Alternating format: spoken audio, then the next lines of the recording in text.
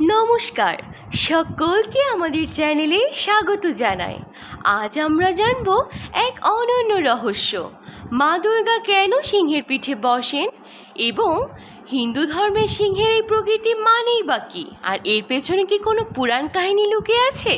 চলুন শুরু করি দেবী দুর্গার এই অলৌকিক যাত্রা। তার আগে অবশ্যই আমাদের চ্যানেলটাকে সাবস্ক্রাইব করে আমাদের সাথেই থাকুন। চলুন শুরু করা যাক।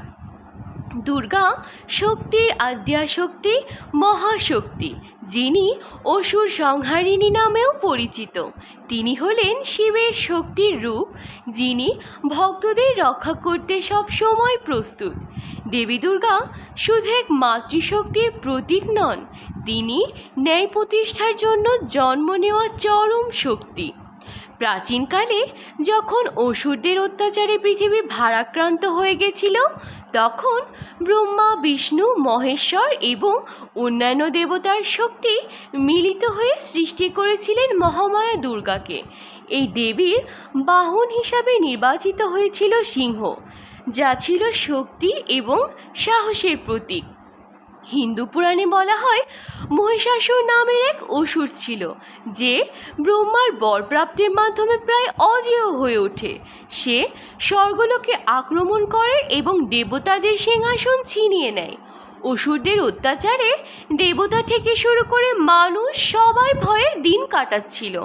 তখন সকল দেবতা মিলে তাদের শক্তি দিয়ে এক নারী দেবীর সৃষ্টি করেন।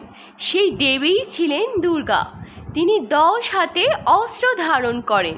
প্রতিটি দেবতার দেওয়া শক্তি এবং অস্ত্র তিনি বহন করেন, কিন্তু তাকে বাহন দিতে হবে এমন কিছু যা হবে ভয়হীন, সাহসী এবং মহাশক্তির প্রতীক।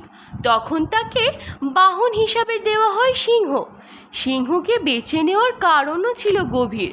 সিংহকে জঙ্গলের রাজা বলা হয়। সে শক্তির প্রতীক, ভয় ডরহীন প্রাণী। সিংহ মহিষাসুরের অহংকার ভাঙার জন্য ছিল একদম উপযুক্ত বাহন। তাই দুর্গা সিংহে আহরণ করে মহিষাসুরের সঙ্গে যুদ্ধ করতে যান। এই যুদ্ধ চলে 9 দিন ধরে। 9ম দিনে দুর্গা মহিষাসুরকে বধ করেন এবং পৃথিবীতে শান্তি ফিরে আসে।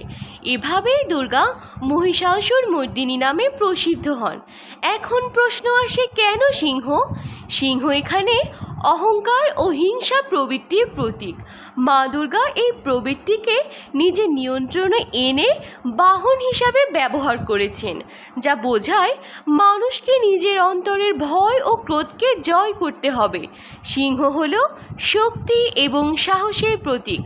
মা দুর্গা দেখাচ্ছেন যে সত্যিকারের শক্তি হলো অন্যায়ের বিরুদ্ধে দাঁড়ানো।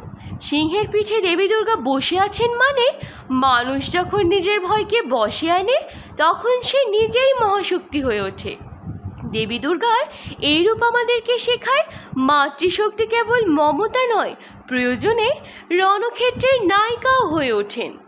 পুরাণে দেবতাদের বাহন শুধু যাতায়াতের মাধ্যম নয়, তা তাদের শক্তি এবং চরিত্রেরও প্রতীক। যেমন বিষ্ণু গরুড়ের উপর, যা শক্তি এবং গতি বোঝায়।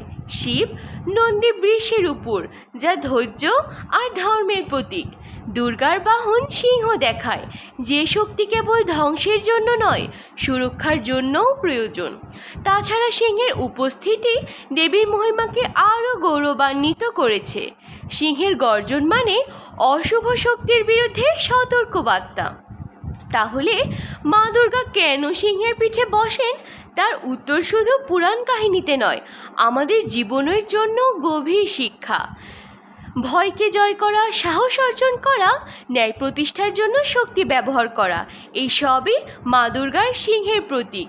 এই কাহিনী আমাদেরকে মনে করিয়ে দেয়, প্রতিটি নারীর মধ্যে দুর্গা শক্তি রয়েছে।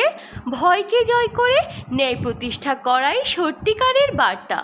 জয় দুর্গা, জয় মহাশক্তি।